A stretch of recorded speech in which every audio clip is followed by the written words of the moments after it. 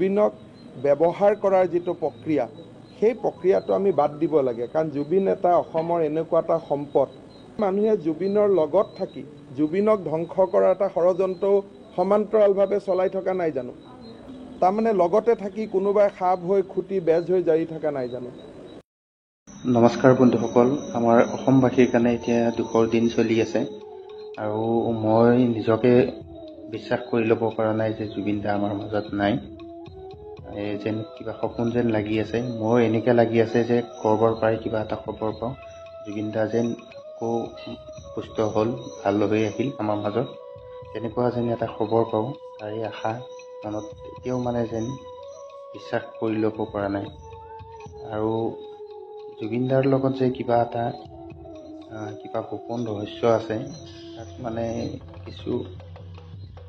মোৰ মনেও ধৰি লয় তাৰমানে আজিৰ পৰা প্ৰায় 6 বছৰ আগৰ এটা মাননীয় হেমন্ত বিশ্ব ডাঙৰীয়াই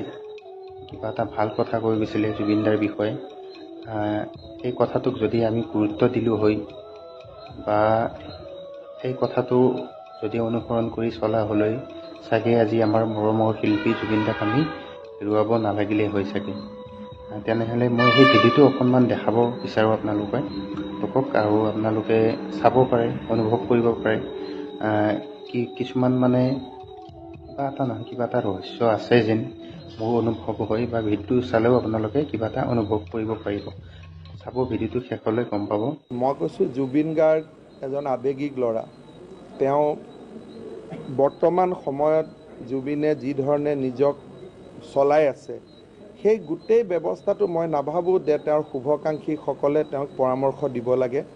আৰু মই নিজে কথা পাতিব সুযোগ পোৱা নাই মই কথা পাতিলেও ময়ো কথা পাতিম জুবিন গাৰ্গ বহুত ডাঙৰ হওক অসমৰ সন্মান আনক আমি ভাৰতীয় জনতা পাৰ্টি এইটো বিচাৰোঁ আৰু মই ভাবোঁ যে জুবিনক ব্যৱহাৰ কৰাৰ যিটো প্ৰক্ৰিয়া সেই প্ৰক্ৰিয়াটো আমি বাদ দিব লাগে কাৰণ জুবিন এটা অসমৰ এনেকুৱা এটা সম্পদ সেইটো জাতি ধৰ্ম ৰাজনীতিৰ ওপৰত গতিকে আমি তেওঁক ব্যৱহাৰ কৰাৰ যিটো এটা প্ৰচেষ্টা কৰিছোঁ সেই প্ৰচেষ্টাৰ পৰা আমি আঁতৰি আহিব লাগে ধৰক নহ'লে আপোনালোকে এটা চিন্তা কৰক যদি জুবিনৰ একেবাৰে ক্ল'জ মানুহে যদি এই ভিডিঅ' ক্লিপটো উলিয়াই নিদিয়ে কেনেকৈ ওলাব পাৰে তাৰমানে লগতে থাকি কোনোবাই খাপ হৈ খুটি বেজ হৈ জাৰি থকা নাই জানো এটা ধৰি ল'লোঁ ৰাতি কৈছিলে ৰাতি কোৱাৰ সময়তো 2-3জন তেওঁৰ কোনোবা ক্ল'জ মানুহে থাকিব লাগিব তাতো হিমন্ত বিশ্ব শৰ্মা নাই